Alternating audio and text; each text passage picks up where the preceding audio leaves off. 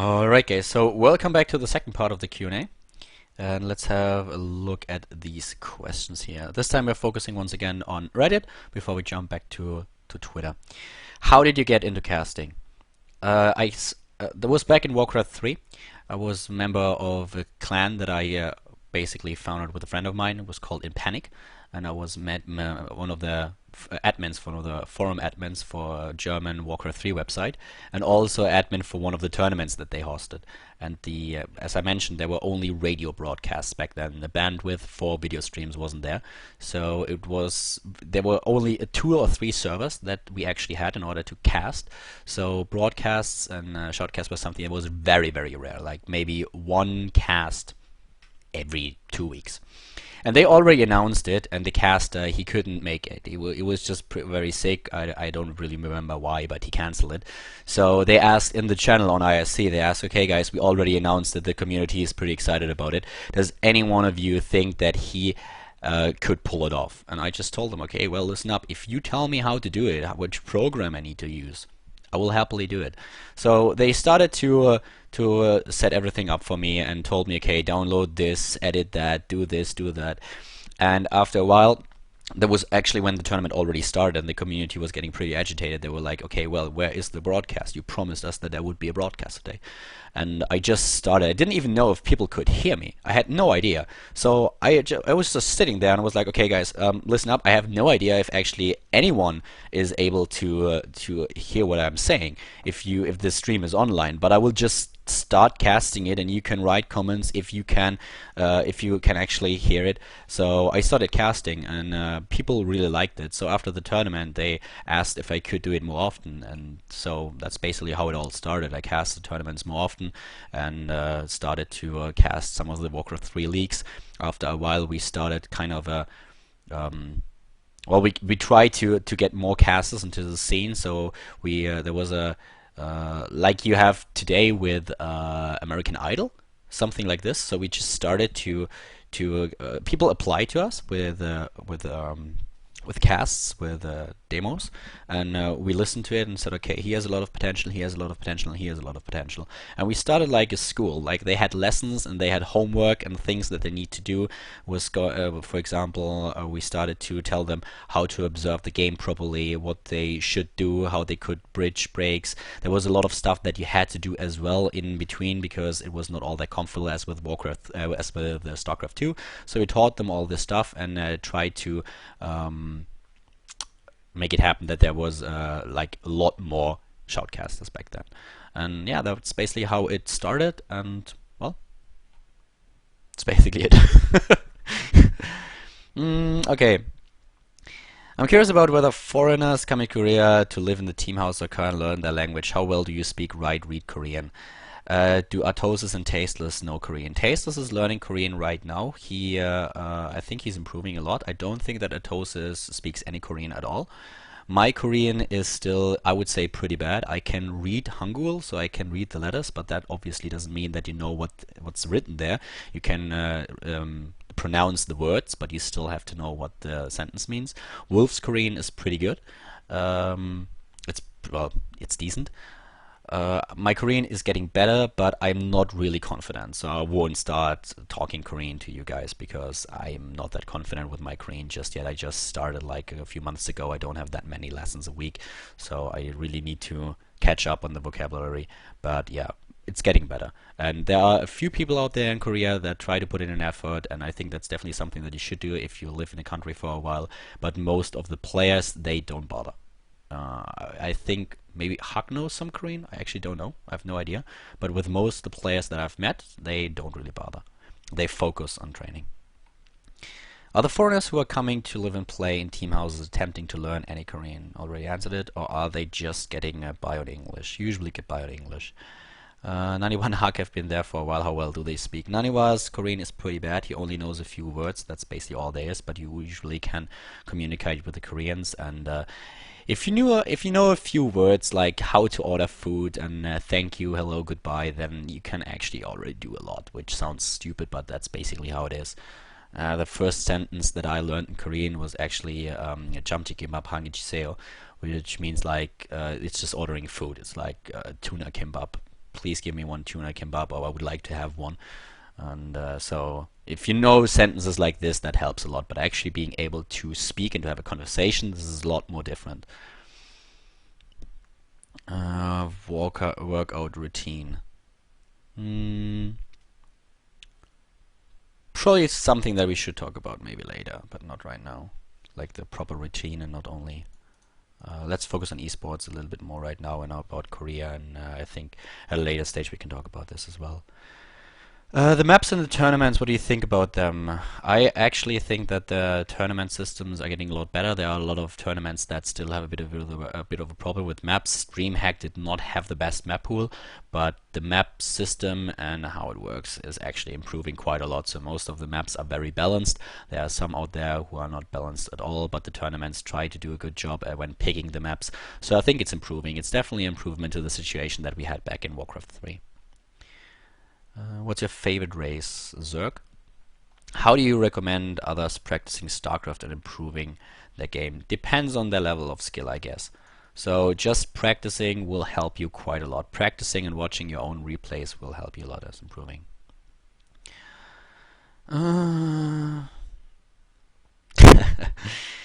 Who's your favorite caster? Do you steal things from other casters' expressions? My favorite caster right now, do you mean to work with or to listen to? To work with, that would be Wolfnatosis. And to listen to, I actually don't know. There are a few casters that I don't like to listen to at all, but there are a lot of them out there who I think are very pleasant to listen to. The thing is, stealing from other casters, what I sometimes do, I try to steal an English expression. So I usually don't listen to other casters all that much, and I don't try to copy them at all because I think there's no point. And by the way, just mentioning it, but if you include Warcraft 3, I'm probably one of the casters out there who has casters for the longest time, and therefore, why would I steal anything? Why would I suddenly change? I've always did my kind of my own thing, so why would I suddenly change this? But when it comes down to the English casting, if I hear an expression that I really like, then I'm trying to use it as well. Not like a gaming expression, but like an English expression, because obviously me being not a native speaker will always have a disadvantage over a native when you compare me to a native speaker. So that's something that I sometimes try to use. Okay.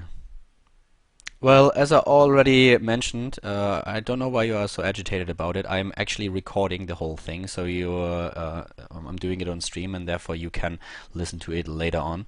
So I will post the links into the threads as well, so if people are interested in what exactly is happening, they can watch the video later on. Your casting style in English is quite different to the German casting style, and many Germans say that your English casts lack of something. Are you still trying to keep up to the German style, or do you want to define a new style in English? The thing is that I actually think that my style changed in general. It's not a German-English thing, in my personal opinion. So when I start to cast in German again, some people will be a little bit surprised. It's not exactly the same as it was before. And obviously, sometimes it's a bit harder for me to cast in English than it is in German. But yeah, I think that my style just developed over time. I realized that a lot of people didn't really have a problem with me talking fast or being excited about something, but they had a problem with the volume. And so I tried to turn this down a bit. That might have worked, and I just read through all the feedback and tried to adapt some of the things that I personally thought were really valid points. So it's kind of pointless when you read feedback and you see what people think about your casting and you try to change it. That is ridiculous, and it will never work, because there are a lot of people out there who have different needs and have different opinions on your casting. Some of them really love that you do the play-by-play aspect. Some of them like it when you start to be a little bit more analytical. And if you change all the things that they want, you will end up going a full circle. But if you read through the feedback, and you will suddenly realize that there are some points in there that you actually agree on, that you think, okay, well, that's actually a good point. I didn't realize this before. And then you might just change it and try to adapt. So that's basically what I try to do.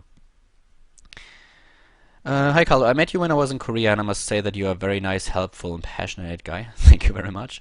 Love all of your work, and I would love to continue hearing you cast. What I'm wondering is if you were to pick one caster to add to the GSL casting crew that you would get to cast regularly with, who would it be? Um,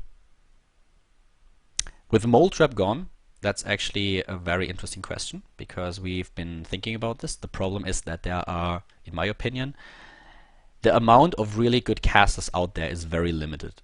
And if you think that, or if you consider that most of them are kind of tied up in, well, with other companies, like for example, Mr. Bidder and Rotterdam are casting for the NASL now. We have Total Biscuit and, of course, Apollo in Europe, who are quite happy to stay in Europe.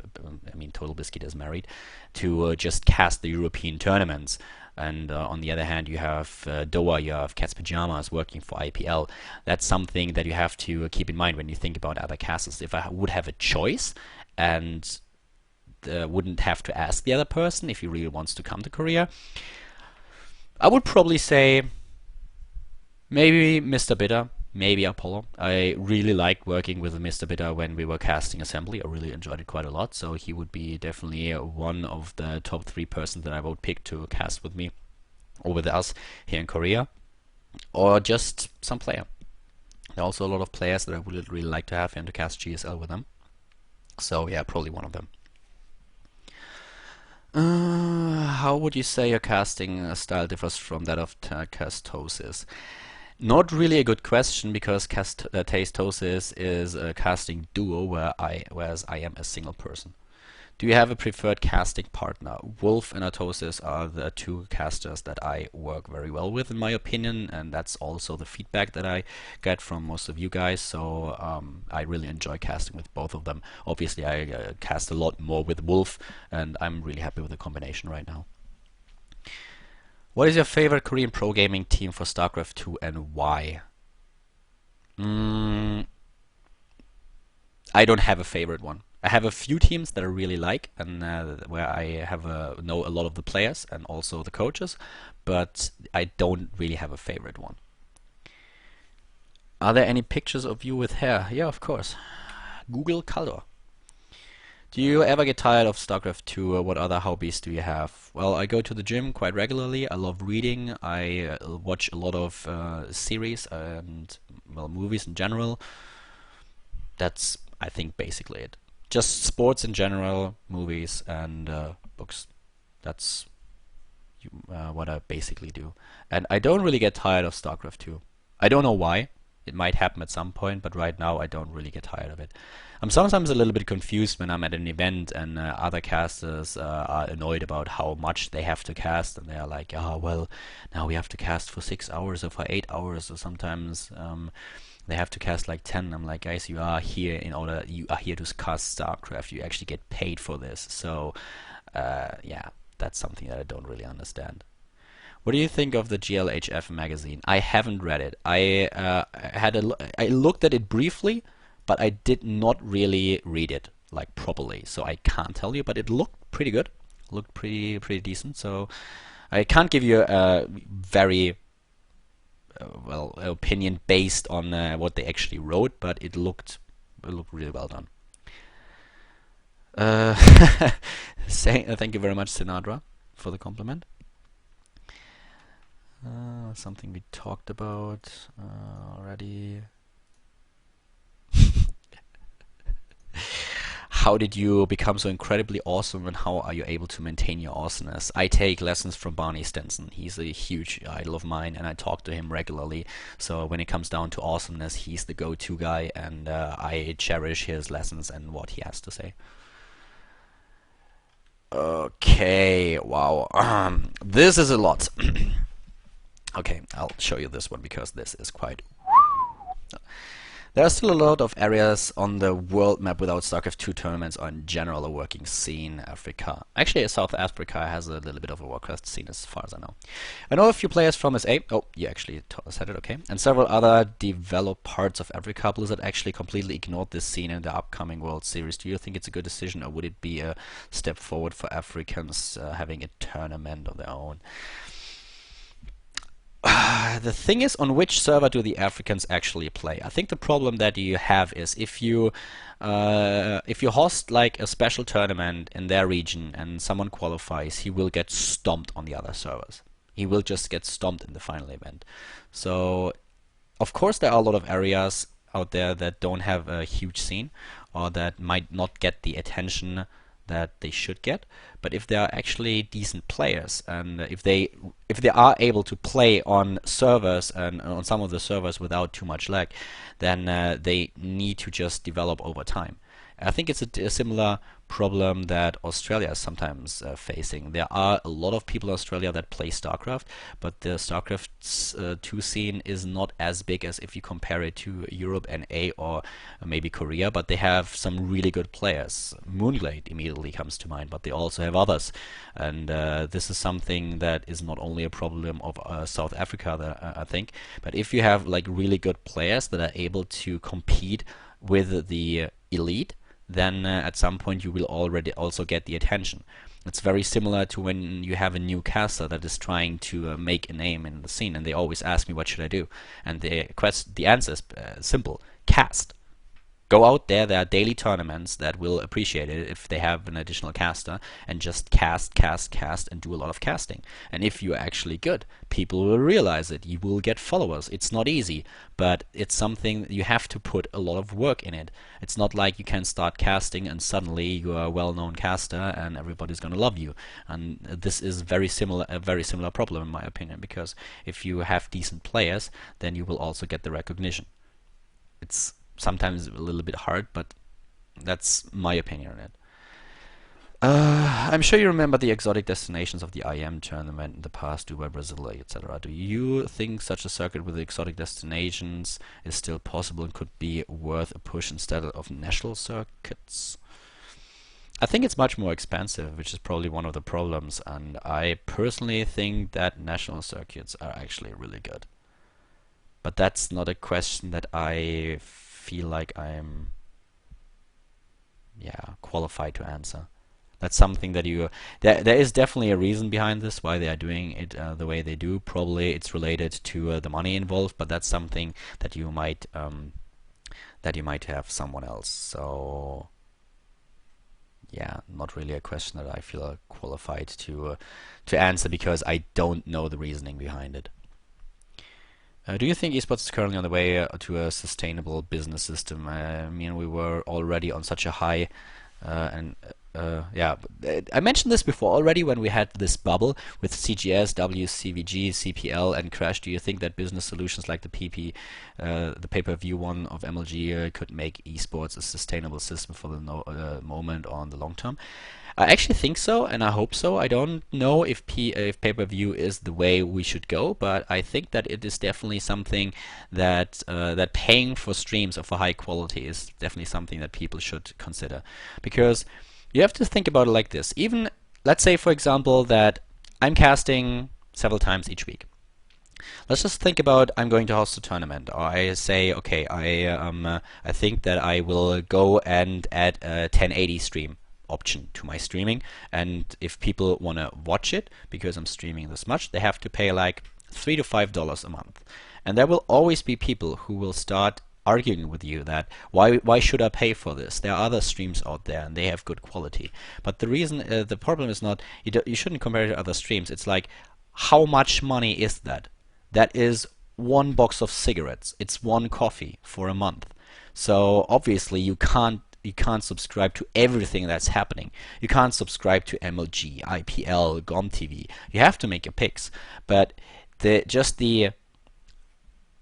idea of actually spending a little bit of money in order to watch something or to get access to something and therefore support esports is something that people have to think about. Because back then everything was free, but that's not how it can be in the future.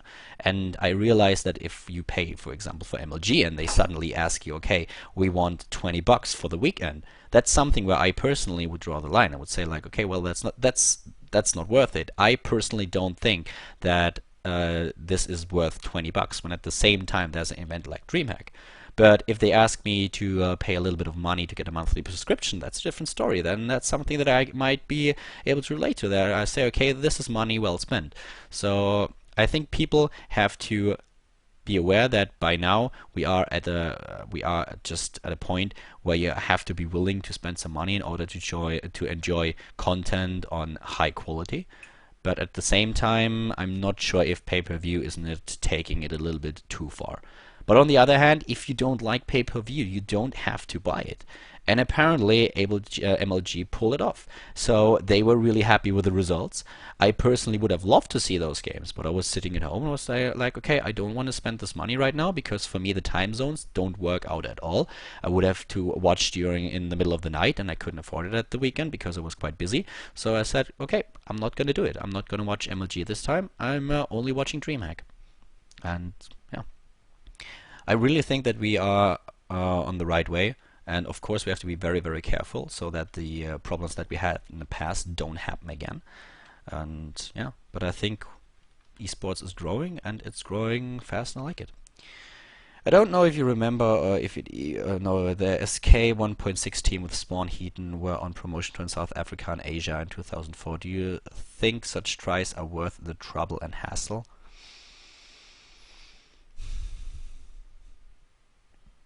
No. I actually don't think that it's worth the money.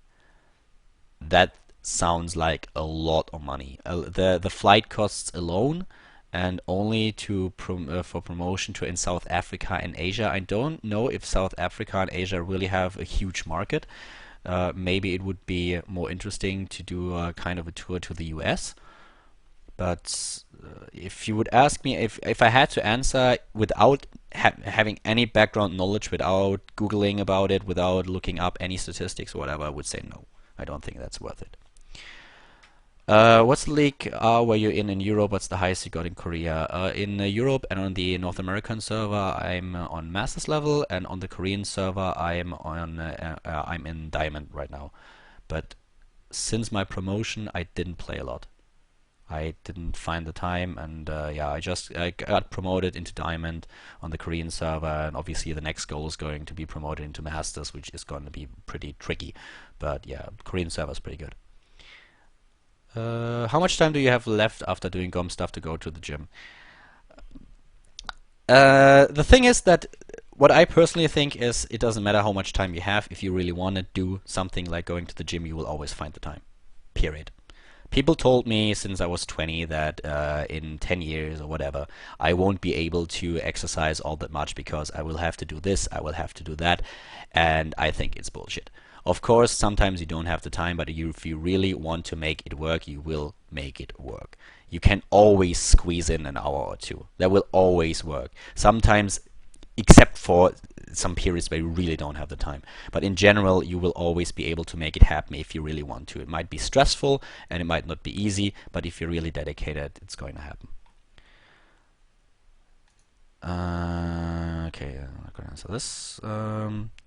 I didn't talk to Moro since he left Korea, to tell you the truth, so I actually don't know. We talked a bit on Twitter, but that's all there is to it. How do you feel that StarCraft is growing as an esport, especially since other games like LoL are getting more viewers and StarCraft 2 does not have anywhere the backing following that it had in Brood War? Where do you get this from? That is an assumption that you have. That is definitely wrong. StarCraft 2 does not have anywhere the following that it had in Brood War. Have you heard about IPL, about GOM TV, about NASL, about all these tournaments that are happening right now? It might not be as big as this Brood War was in Korea, but in the rest of the world, StarCraft 2 is exploding, son. Do you think that the Brood War pros moving to StarCraft 2 will help rectify this? I talked about this already. What are your thoughts on game balance right now? The game is getting balanced more. It's more about I think it's more about the maps, actually. But the game, talking about game balance is something that we should probably do after the last add-on has been released, because all these add-ons, let's be honest about it, they will fuck up everything. And they will have to start anew with the balance. They're doing a really good job. I like that they release a lot of patches and they listen to the community, they listen to pro gamers. But to talk about balance, that's something that we should probably do when the last add-on is released, at least in my opinion. How did you know you wanted to be a caster instead of a player? I just don't think that I have the mindset to be a player, and I think I have a talent for casting. So when I realized that people enjoy this quite a lot, I did not focus on playing as much as I did before. But I just don't think that I have the proper mindset to be a professional player. I was definitely really good in Warcraft. When I train, I'm decent in StarCraft as well. I never tried if I would actually be able to get into European Grandmaster, for example, but I think if I dedicated enough time, it would be possible. But I don't have the goal to be like a pro player. I don't think that I have the mindset to do this. Not with a game. If you were offered to co-cast with either Atosis or Tasteless, which one would you prefer? Not a fair question, as I already casted with Atosis, and it was really nice. It was a lot of fun, so I would answer Atosis, but, well, in order to give you a proper answer, I would have to cast with Tasteless first to have a comparison. Okay. How much has the standard of play in StarCraft 2 improved over time, and how does this compare to other competitive games you have experience with? It seems like there are a lot of StarCraft 2 strategy videos on YouTube from a few years ago that at the time would have been effective in Gold, Platinum, Diamond, but are now only considered Bronze level. I actually think that in Bronze level you can get away with just mechanics. You don't really have to have great strategies. The thing is that it improved quite a lot, and it's actually really interesting because that's something that I wanted to talk about in one of the future videos. I talked to Vananiva a lot about this, and right now, even though we have a lot of very sophisticated builds, and builds are getting much better, starting with the mid game and especially in the late game, a lot of what you do is actually freestyle. So the game is not really figured out completely, and players are getting a lot better. The builds are becoming more refined, but there's still a lot that you can do. And as mentioned before, Brood War has always been chosen as an example to be the perfect game, to have the perfect balance, but it took quite a while for it to get to that point. And before we have all the add-ons for StarCraft 2, we won't get to that point. So after the final add-on has been released and people figure out builds that really work and try to refine them over and over and over again and just improve them, then we suddenly will have a position where at least the early game has been figured out completely, and then people will start to approach the mid game as it is, because as mentioned right now, a lot of it is still freestyle. Even though you have a strategy and an idea of what you want to do, at some point it's just that you rely a lot on your intuition. So that's something that will get better over time, but if you compare it to the past, it already has made such a huge leap. Have you committed any faux pas since coming to Korea? It's a weird question that I don't really get in regards to casting, or, well, nothing major, I'd say. Small stuff, of course, but nothing that I would get that I would really remember now. Are you able to get a hold of European food, or did you have to adjust lots of the diet there? I like Korean food. I miss like big yogurts. You only get these small ones, which is really annoying, especially because yogurts were part of my workout diet, and like big ones, and you don't get them here. There's a lot of stuff that you actually don't get. I brought oat flakes over the last time that I was in Europe, because I really like to have a breakfast sometimes. So I have oat flakes right now, which help. But yeah, I like Korean food, so I don't have a problem eating it. Which players and casters do you best get along with? Well, I talked about the casters already. In regards to the players, obviously the foreigners like Todd and Aniwa, but on the other hand, with the players, especially with the Koreans, there's Paul, which is one of the nicest guys ever. We have Lenok, the whole FXO team basically. Joya and I are always teasing each other. It's really funny. He's such a nice guy, and we have players like Lucky as well. So there are a lot of Korean players that I really get along with quite well, and Brewers team pros switching over. That's something that we talked about. The leagues that I'm in, Master League, the GOM studio really small. You have to get rid of the idea that the GOM studio is designed to have an audience. The GOM studio is designed to do streams, to do like a live stream, to actually do the recording. So that's what it's designed for. You can't really compare it to the OGN studio. The OGN studio is in the middle of Seoul. It's at a mall where people go in order to buy stuff, to shop, to have a good time, and then they can also go to the studio. If you go to the GOM studio, the only reason to go there is StarCraft 2. Because there's nothing. In Mukdong, there's not a lot of stuff to do. You basically go there to watch StarCraft 2. And they just put up a few chairs so that the audience that is at the studio is able to watch the games on the big screen. But basically, the purpose for the studio is to do the broadcast. And the level of broadcasting is actually very high. So the production is on a very high level. And that's something that you have to keep in mind. So it's not really a studio that is meant to have like a huge audience. In order to pull this off, you would have to move the studio into the center of Seoul, into an area where people are actually hanging out, because now you have to drive to Mukdong if you want to watch the games. So the studio is kind of small. It's not. It's a little bit of a middle ground, I'd say, but it's not a studio that is meant to entertain a huge crowd. There are a lot of people coming sometimes when we have Boxer playing, so we have enough chairs to seat quite a lot of people, maybe 100. I don't know. I don't know how many there are, but it's not the biggest studio.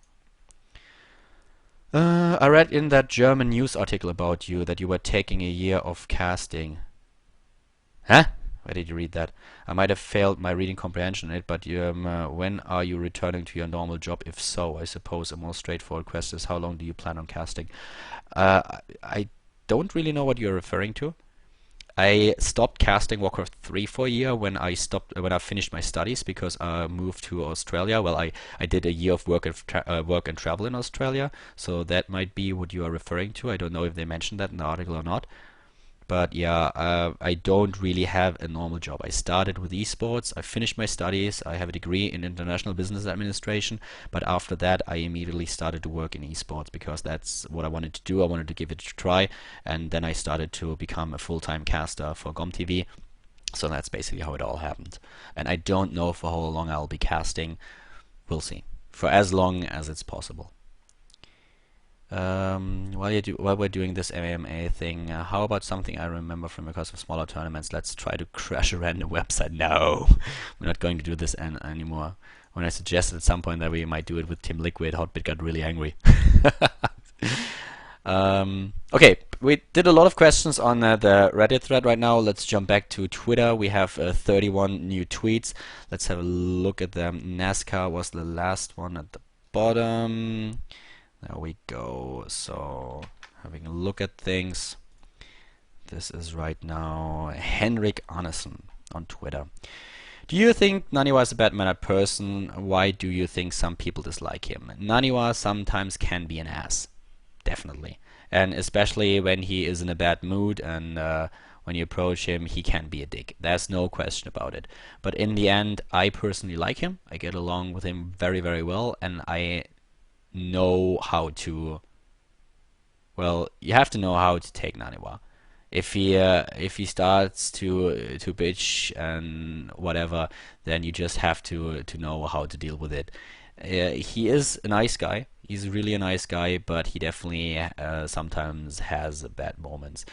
The thing is that, personally, I think that why people think he's a bad-mannered person is because they very often approach him the wrong way. When he did this 7 Pro Brush against Nestea, he didn't really mean anything by it. He just didn't think about it. I could completely understand his motivation for it. He just didn't see any point in playing this game, and it was over. He was out of the group, Nestea as well. There was no reason to play it. Of course, if you look at it from the other side, if you think about the Koreans, how they were looking forward to this game, and about that it was the Blizzard Cup, and that it was about prestige as well, then it's a different story. So I understand both sides at this point, but it's not only Naniwa, it's also the question, why was this game played in the first place? Obviously to entertain the audience, but for him it didn't make any sense. He has a certain mindset, and he's sometimes a little bit difficult, but I don't think that he's a bad person. He can sometimes be a douchebag, but let's be honest about it, aren't we all? I mean, there are a lot of people out there who think that I'm a really, really arrogant asshole. That's just how it is. If one of you guys met me in real life, I don't, and talk to me in person, I don't think that's actually something that he would agree on. I might be wrong, but still. And yeah, he has made a lot of mistakes in the past, so I get why people are angry with him, but on the other hand, it's just how you approach it. I personally get along with him quite well. I don't have a problem with Naniwa. I think that he's actually a nice guy. I have no idea what it is. Now, how did you know you wanted to be a caster instead of a player? I think we just answered that on Reddit already. What goes into organizing your GOM TV cast? Do you have much material prepared, or is it more on the fly? A lot of it is on the fly. The Korean casters have a bit of an advantage because they have a production crew that helps them quite a lot. They get a lot more statistics than we do. It also depends on the cast, and they have a team that is helping them with a lot of things, and especially background information. For us, it's a bit more difficult. I'm reading up on statistics, on especially the statistics regarding their recent matchups in the specific matchup that they play, and sometimes I have the opportunity to talk to the players before the games as well. That's basically most of it. Just watching a few VODs, what happened before, and the style. You get kind of used to it. It's for us, it's sometimes a little bit harder, in my personal opinion, than for Tasters and Artosis, because they are casting Code S, which has a very limited amount of players, whereas Code A has the round of 48, where there are so many players, and a lot of them in the later stage are also dropping down from Code S. So we have to prepare for a lot of players, and it's a lot more difficult for us to remember their individual style. Of course, over time you get very familiar with the type of style a person uses, but especially in the first round of the tournament, where you have a lot of, I don't want to say no names, because that's definitely the wrong expression, but a lot of players that you don't know that much about, because they only make a appearance every now and then, so you don't really know how their style developed or what happened, and then it's sometimes a little bit difficult to cast, and you have to make up a lot on the fly. But with the strategies that you know about, and especially the maps and the strategies that are executed on the maps, that's usually something that you always can rely on. How hard was it to get out of Germany and go into an unknown country, learning the language and fit in? Not as hard as you would think. I don't have a problem with leaving Germany. And, oh sorry, I think I have to... Let's just get the camera over here for the time being. I don't really have a problem leaving Germany. I went to Australia for a year, and I think I'm very flexible, and I can adapt to a different country very fast and quite well. So I didn't have a problem with it at all. I tried to learn Korean, but guys, let's be serious about it. I learn Korean, but at best I will be able to have basic conversations. I won't be. I don't see myself just reaching a level where I am fluent in Korean. That's not gonna happen. It's a different language for me to learn, and I learn it because I want to communicate with people. But I don't see myself getting really like fluent in it. Do you think you would have beat MMA in an MMA fight? Are you kidding? That would be a 20-second fight. I mean, serious. The guy, I don't know if he has any martial arts background, but just from looking at him, I would say that I would beat MMA in an MMA fight without a problem at all. On the other hand, if we play StarCraft 2, the guy beats the shit out of me.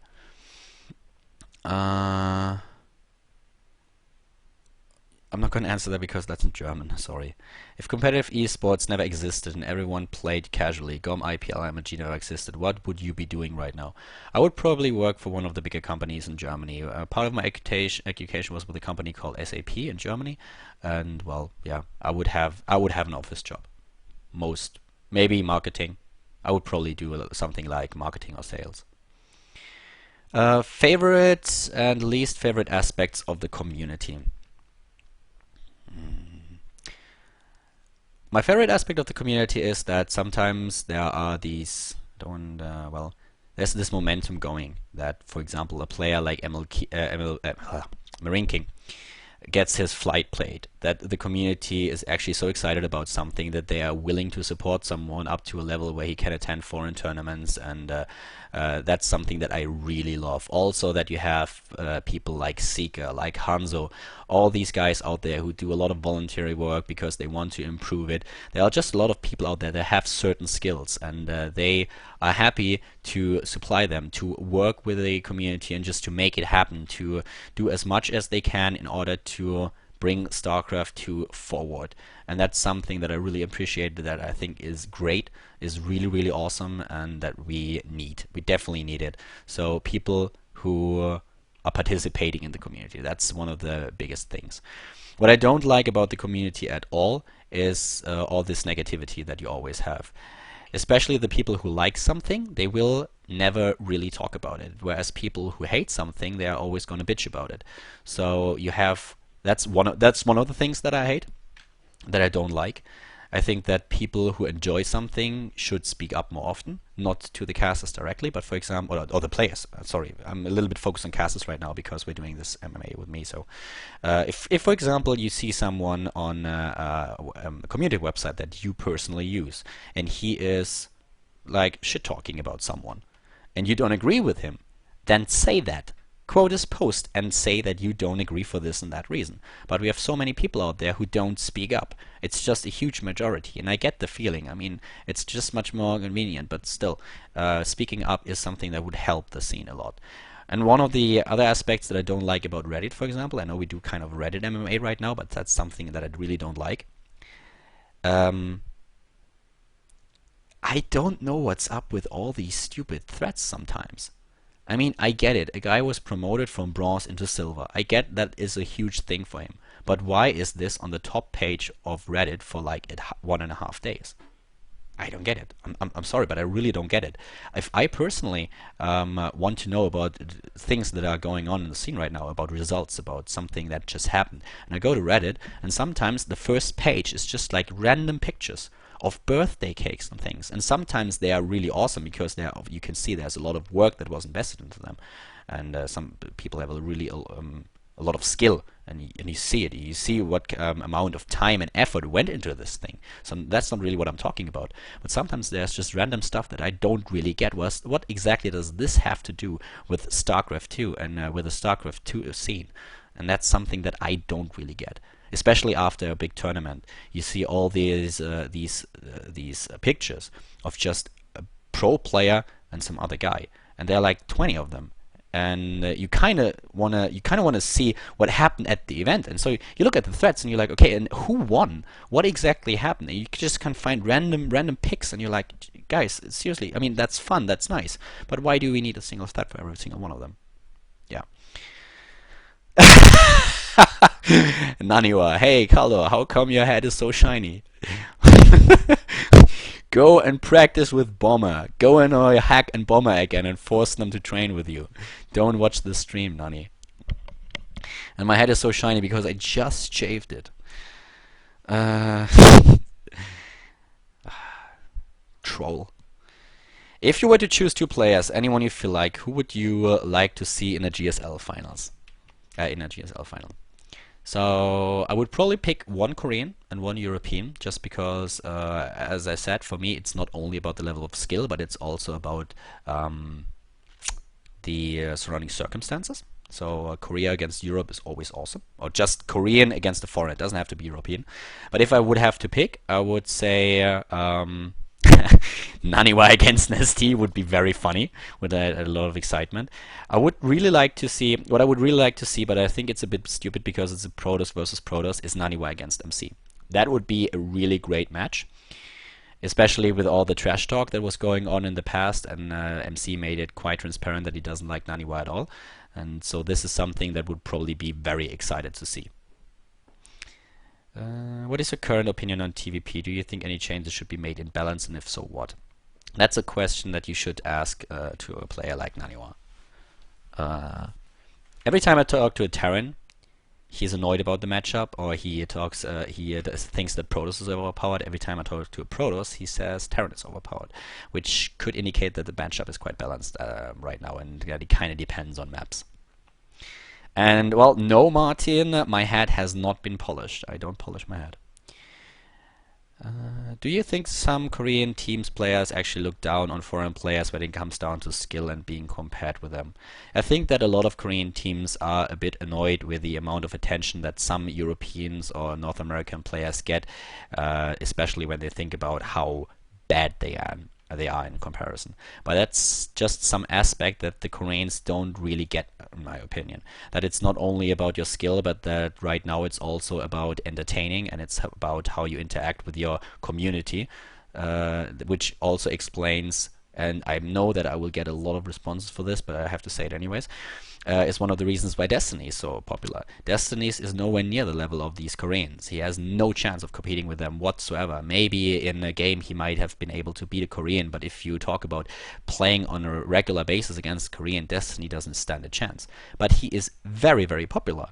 And this is also because of his personality. It's not only because of his skill in StarCraft 2. And this is something that the Koreans have to get used to, that it's not only about you being a very, very talented player and you being very good, it's also about how people are able to identify with you. If you have a camera picture, for example, if you use a webcam, if you use a headset, if you talk to your audience, if you just try to explain what you do. Chef, for example, has a very nice approach with explaining people why he does something. So they learn a lot as well, and he's just such a nice guy. He interacts with his community. That's something that it's very hard for the Koreans because they don't speak English all that well. Well, if you don't count the few exceptions that we have, like Polt, for example. But that's something that the Koreans have to realize, and this is something that they are a little bit annoyed about, or at least I know that a few of them are annoyed about watching how many viewers someone has who, in their opinion, has mediocre skills. And with this, they are not talking about players that are competing in GSL or about a Stefano who they know is really good, but yeah, that's something that they have to learn, in my opinion. They have a valid point, by the way, but on the other hand, StarCraft 2 is not only about your personal skill. I could also name in Control. He stated over and over again that right now he's not doing as well in tournaments as he would like to, but still, he is shaping eSports. He is helping to shape the StarCraft 2 community. He's doing an awesome job, and also marketing himself. That's something that he stated in one of his past interviews, and he's a great guy, so that definitely helps. So something that you have to think about. It's not only about skill anymore.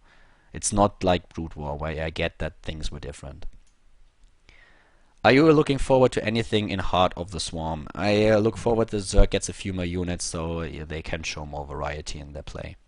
Can you show us your whole room? Not doing it. Didn't clean up. I need to buy a little bit of furniture right now because I have too much stuff. I recently got a few things and they are just lying around everywhere, which is very annoying. We're probably going to one of the big markets in Seoul tomorrow, and I'll try to buy some furniture that I can use in order to tidy up a little bit. How much StarCraft 2 do you actually play yourself, or do you play any other games? LoL, Tribes, Diablo 3? The thing is, I don't play as much StarCraft 2 at this right now as I want to. I have kind of these phases where I have enough time and where I'll play a lot, and then for a week or 2 or 3 I might not be able to play at all. So that's something that I want to change in the future, and that I definitely have to work on. That, for example, I dedicate one day where I say this is the day, even if I don't have enough time in general, that I will play. No matter what happens, I will play. So that's something that I have to change. And I will play Diablo 3. I don't play anything else. I don't play LoL, I don't play Dota 2, I don't even know what Tribes is. And I will play Diablo 3. I was a huge fan of Diablo 2, and I will definitely play Diablo 3. Can you show us your guns? Well, not doing it, sorry. I would feel stupid. The gym routine, do you have any tips for getting in shape? Yes, tips for getting in shape. I'm not talking about the gym routine yet because it's a little bit, well, I don't think it belongs here. But tips for getting in shape: go to the gym on a regular basis. You can go 2 times a week, that's fine. You can go 3 times a week, that's fine as well. But make sure that you go to the gym on a regular basis, and make sure that you have a program, that you do the same workout routine over and over again for a few weeks or months, and then you change it. So ask a personal trainer at the gym or any trainer, and let them help you setting up a program for you that works, and then stick to it. Going to the gym and just doing random stuff doesn't work. It does not work. And stop reading. If you just started, stop reading up on bodybuilding forums on the internet. Most of them are retarded. Not all of them. there are a few discussions, but on the internet you always have the problem that people respond that don't have any clue what they're talking about at all.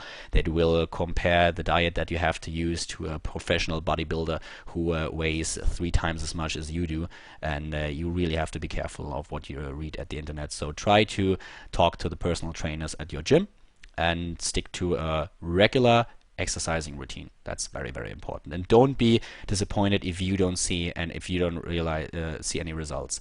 When I started to work out at the gym and I trained for like 1.5 or 2 years, I met a couple of friends that I haven't seen in quite a while, and they were like, "Oh my God, what happened to you? You got really big." And I'm like, "No, I actually didn't. I have no idea what you're talking about," because I didn't realize it. I saw myself in the mirror every single day. So those changes are very subtle and they happen over time. You won't be able to see it.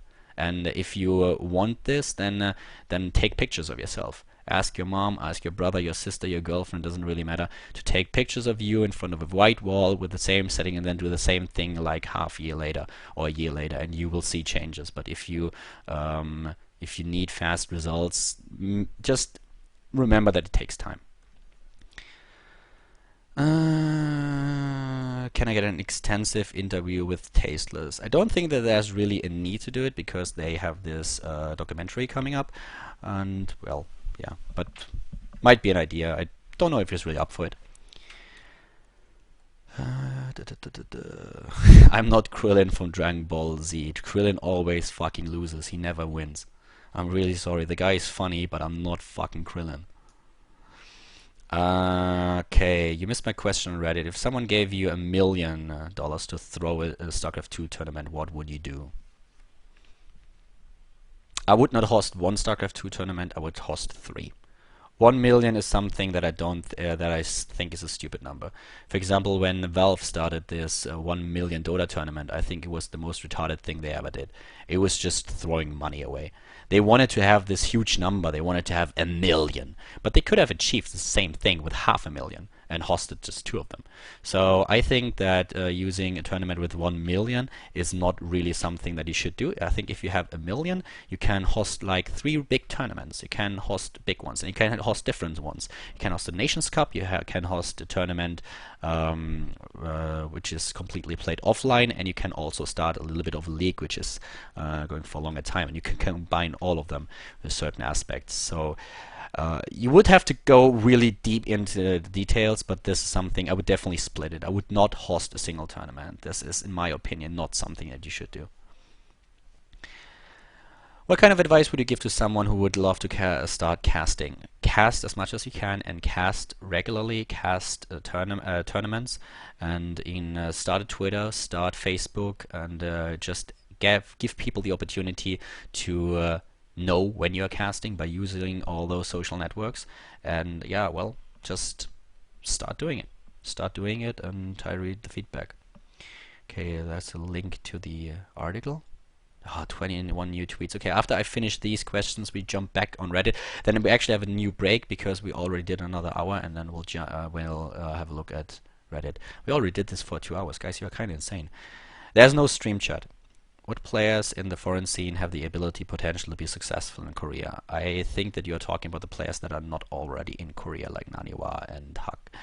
I think that Stefano definitely has the potential. Thorzane might do well, but it's going to be hard, even though he won the DreamHack, but he's a very talented player. I would love to see Mana here, because I think that he has a lot of potential, as well as Nurture, for example. They focused in the past a lot of on school as well, so they were no full-time pro gamers, and I think if they were playing the game full-time and in an environment that would help them to improve, like in Team House in Korea, they would improve rapidly and very well. Do very well. What do you think about that Flash is practicing for StarCraft 2? Will he become one of the best or legendary as he is in Brood War? No. No way. He might be very, very good. He might win GSL, whatever. But I don't think that he will be in a position where he can become as good as he was in Brood War. That's not going to happen. It didn't happen with Grubby, and for good reason, and it won't happen with Flash. He's definitely an amazing player, and he will do very well in StarCraft 2, but he will not get the same status that he had in Brood War. I don't see this happening. I might be wrong. he can prove me wrong. I would be happy about it because it would be very exciting to witness, but I don't think it's going to happen. My personal opinion. I don't play any other games as mentioned, and yes, I'm gonna play Diablo 3.